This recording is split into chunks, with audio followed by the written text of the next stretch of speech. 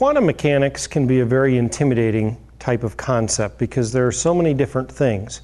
I would describe it as a series of about 10 different steps. None of the individual steps are that challenging, but if you try to go too quickly, many times you can bury the students behind. So I try very hard to do what I call layering in their understanding, so that I'll teach a little bit, have them practice, teach a little bit more, have them practice, and then eventually they can see all 10 steps and they can run through it fairly quickly. What we have here, and I was fortunate enough to have another teacher share this idea with me, what we have here is your typical orbital chart. And so the students will learn to fill in that orbital chart for any given element. Whether it's sulfur or anything like that, they learn that each circle represents one orbital. And as we know, orbitals can hold 0, 1, or 2 electrons. And so they learn to fill the bottom-up approach, commonly called the Aufbau principle.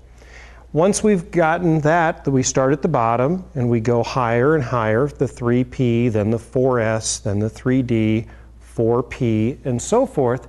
Once they have that idea, then it's time to say, well, let's take a closer look. Notice how I put one electron in each of the 2p orbitals.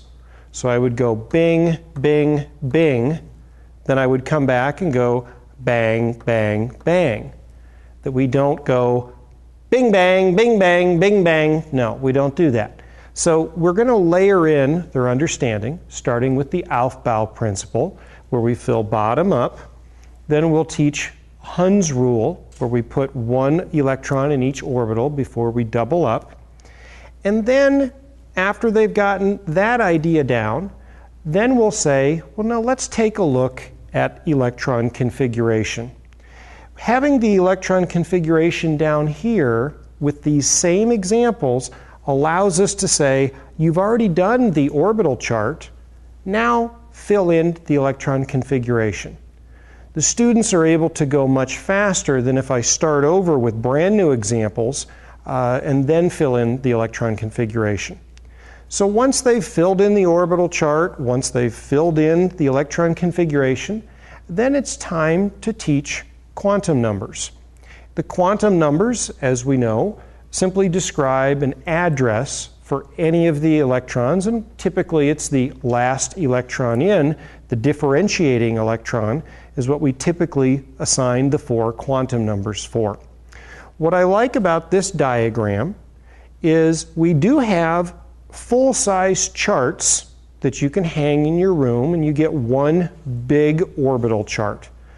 This, though, can be a student version, a student handout, where we take this full size, and if we go over here,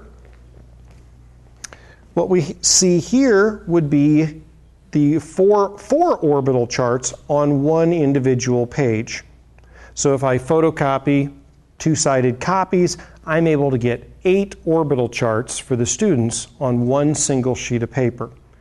By the time the students have done 8 orbital charts, they should be very, very comfortable with the Aufbau principle, Hund's rule, electron configurations, and quantum numbers. For me, teaching in 45 or 50-minute periods, on the first day of quantum mechanics, they may just get to the orbital chart and filling in the orbital chart. We may start the second day with take out the sheet from yesterday.